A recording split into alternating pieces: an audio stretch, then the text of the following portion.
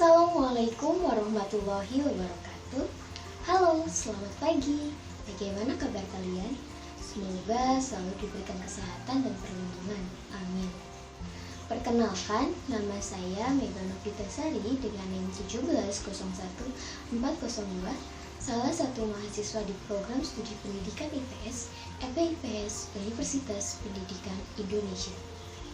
Pada kesempatan kali ini, dalam mata kuliah pembelajaran berbasis lingkungan hidup atau PBLH, saya akan mencoba mensimulasikan pembelajaran dengan mengaitkan materi IPS dengan materi lingkungan hidup.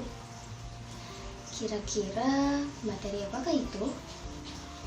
Kali ini kita akan belajar tentang materi pokok manusia, tempat, dan lingkungan. Dengan sub-materi pokok yaitu potensi sumber daya alam dan kemaritiman Indonesia kelas 7 sekolah menengah pertama semester ganjil. Kompetensi dasar dan indikator ketercapaian kompetensi kali ini yaitu 3.1 memahami konsep ruang dalam kurung lokasi, distribusi, potensi, iklim, bentuk muka bumi, geologis, flora dan fauna, dan interaksi antar ruang di Indonesia serta pengaruhnya terhadap kehidupan manusia dalam aspek ekonomi, sosial, budaya, dan pendidikan. 3.1.13 menjelaskan potensi sumber daya alam berupa hutan di Indonesia. 4.1 menyajikan hasil analisis tentang interaksi sosial dalam ruang dan pengaruhnya terhadap kehidupan sosial, ekonomi, budaya, dalam nilai dan norma, serta kelembagaan sosial budaya. 4.1.5 keterampilan melaksanakan diskusi dan presentasi tentang pengertian letak dan luas Indonesia. 4.1.6 membuat peta persebaran sumber daya alam di Indonesia secara berkelompok, baik potensi sumber daya alam di darat maupun di laut, sehingga menarik untuk dipresentasikan di kelas. Adapun tujuan pembelajaran yang diharapkan dalam kelas kali ini yaitu 3.1.13 melalui model Project Based Learning, siswa dapat menjelaskan tentang potensi sumber daya alam berupa hutan di Indonesia. Selanjutnya, berlanjut pada langkah-langkah pembelajaran. Langkah-langkah pembelajaran ini terbagi menjadi 3 kegiatan, yaitu kegiatan pendahuluan, kegiatan inti, dan juga kegiatan penutup. Di langkah kegiatan pertama, guru mengucapkan salam, menanyakan kabar, mengecek kehadiran, serta berdoa bersama. Contohnya, Assalamualaikum anak-anak, selamat pagi. Bagaimana kabar kalian hari ini? Sebelum kita mulai, Ibu akan mengecek kehadiran terlebih dahulu. Oke, sebelum memulai proses pembelajaran, mari kita berdoa sesuai dengan kepercayaannya masing-masing. Berdoa dimulai. Nah, setelah itu guru memberikan motivasi kepada peserta didik yang berkaitan dengan materi yang hendak dijelaskan atau hendak diajarkan. Misalnya, anak-anak, tahukah apa yang kalian gunakan untuk menulis? Kira-kira dari manakah bahan-bahan yang digunakan untuk kegiatan menulis? Lalu, apakah bahan-bahan tersebut tersedia di Indonesia? Dan sudahkah kita menjaganya agar bahan-bahan tersebut tetap lestari? Dan seterusnya. Selanjutnya, guru menyampaikan tujuan pembelajaran yang hendak dicapai oleh siswa, lalu menyampaikan cakupan materi dan teknik penilaian yang digunakan oleh sang guru. Berlanjut pada kegiatan kedua yaitu kegiatan inti. Pada tahap pertama, guru dapat menjelaskan tentang materi yang akan dipelajari, yang selanjutnya diikuti dengan instruksi tugas proyek yang dilengkapi dengan persyaratan tertentu. Contoh materi yang diberikan adalah sebagai berikut. Materi yang diberikan berkaitan dengan lingkungan hidup atau isu lingkungan yang terjadi sebagai berikut ini. Anak-anak, apakah kalian mengetahui apa itu sumber daya alam? Nah, sumber daya alam adalah segala sesuatu yang berasal dari alam yang dapat digunakan untuk memenuhi kebutuhan manusia. Air, tanah, udara, batuan, hutan, bahan tambang, dan lainnya merupakan bentuk-bentuk sumber daya alam. Indonesia dikenal sebagai negara dengan potensi sumber daya alam yang sangat besar. Selain itu, Indonesia juga dikenal sebagai negara maritim dengan berbagai potensinya, karena sebagian besar wilayah Indonesia merupakan lautan. Potensi sumber daya alam Indonesia dilihat dari beragam bentuk. Salah satunya yaitu potensi sumber daya hutan di Indonesia. Luas hutan Indonesia berdasarkan data dari Kementerian Lingkungan Hidup dan Kehutanan tahun 2020 yaitu seluas 66,3 juta hektar. Luas hutan yang besar tersebut saat ini masih dapat dijumpai di Papua, Kalimantan, Sulawesi, dan Sumatera. Di Jawa sendiri, luas hutan telah mengalami banyak penurunan karena terjadi alih fungsi untuk pertanian dan pemukiman penduduk. Hasil hutan sebenarnya tidak hanya sekadar kayu. Dari hutan tropis yang dimiliki Indonesia juga dihasilkan buah-buahan dan obat-obatan yang berguna untuk masyarakat. Hutan juga menyimpan kekayaan flora dan fauna yang sangat besar. Secara umum, jenis-jenis kayu dan sebarannya di Indonesia adalah sebagai berikut. 1. Kayu meranti dan agatis dihasilkan terutama di Papua, Sulawesi, dan Kalimantan. Yang kedua, kayu jati banyak dihasilkan di Jawa Tengah.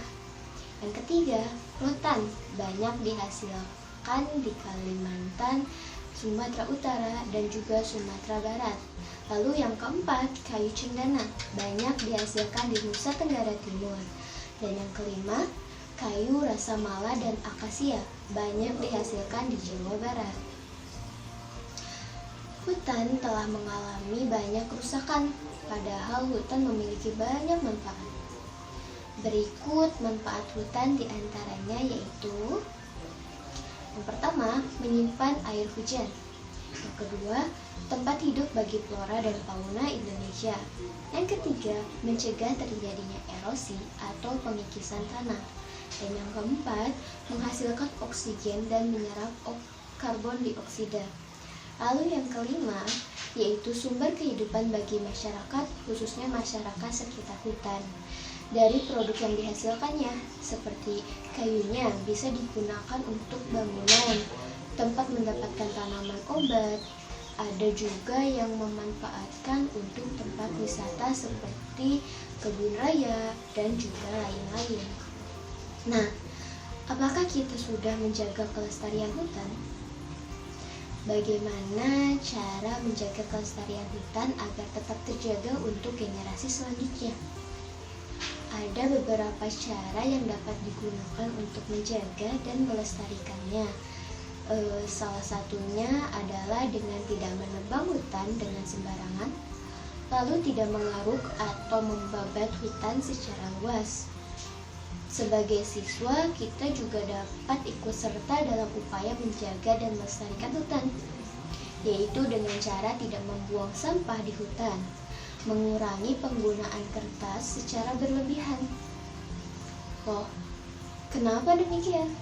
Nah, tahukah kalian bahwa kertas yang kalian gunakan saat ini berasal dari pohon? Maka dari itu, semakin banyak kertas yang kalian gunakan, maka semakin banyak juga pohon yang ditebang. Maka baiknya berbijaklah dalam menggunakan kertas dalam kehidupan sehari-hari. Lalu jika sudah terlanjur bagaimana? Nah, berkaitan dengan tugas pembelajaran ini, kertas yang telah kalian gunakan, baik koran, buku bekas yang tidak layak pakai, atau yang lainnya, dapat digunakan kembali, salah satunya dalam pembuatan peta timun dari kertas bekas. Sebelum Ibu memberikan rincian tugas, ada yang ingin ditanyakan terlebih dahulu? Nah, itu salah satu contoh penyampaian materi di kelas. Setelah guru memberikan materi, guru memberikan tugas kepada peserta didik untuk membuat peta timbul tentang persebaran sumber daya alam dan kemaritiman Indonesia berupa peta potensi sumber daya hutan di Indonesia dengan menggunakan kertas bekas.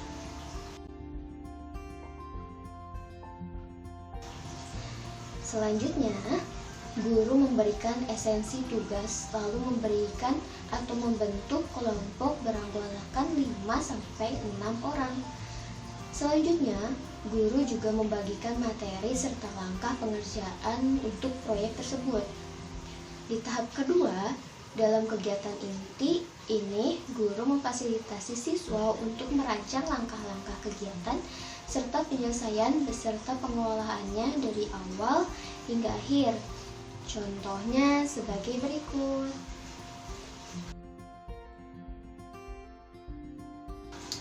Di sini, guru juga dapat menjadwalkan pendampingan proyek untuk tiap kelompoknya.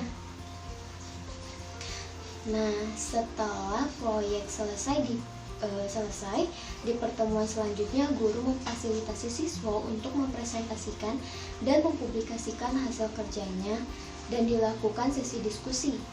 Dalam proses ini, guru juga mengisi format penilaian yang telah disediakan.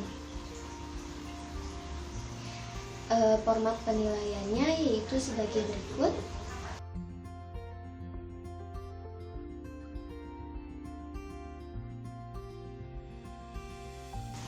Dan kegiatan inti terakhir yaitu kegiatan penutup. Di kegiatan ini, guru meluruskan inti-inti pembahasan serta memberikan esensi dari materi yang telah diberikan dan pembuatan proyek yang dilaksanakan. Contohnya yaitu sebagai berikut. Nah, anak-anak, setelah kita memaparkan hasil proyek beserta presentasi dari proyek tersebut, maka kita dapat mengetahui bersama bahwa hutan di Indonesia begitu luas. Selain itu juga hutan memiliki manfaat yang beragam, salah satunya yaitu untuk cadangan oksigen yang mutlak dibutuhkan oleh manusia untuk bernapas. Selanjutnya, dari proyek yang dilakukan itu merupakan salah satu langkah untuk menjaga kelestarian hutan dengan mengolah kembali limbah kertas menjadi barang yang berguna. Nah, setelah itu guru menyampaikan kegiatan di pertemuan berikutnya dan menutup kegiatan dengan berdoa bersama. Baiklah, kira-kira seperti itu simulasi pembelajaran dengan mengaitkan materi IPS dengan materi lingkungan. Mudah-mudahan dapat membantu dan dapat dipahami. Terima kasih, mohon maaf bila terdapat kesalahan dan kekeliruan. Semoga dapat dipahami dari video ini. Jangan lupa like dan share. Akhir kata, saya Mega Novita Sari, pamit undur diri. Wassalamualaikum warahmatullahi wabarakatuh. Dadah.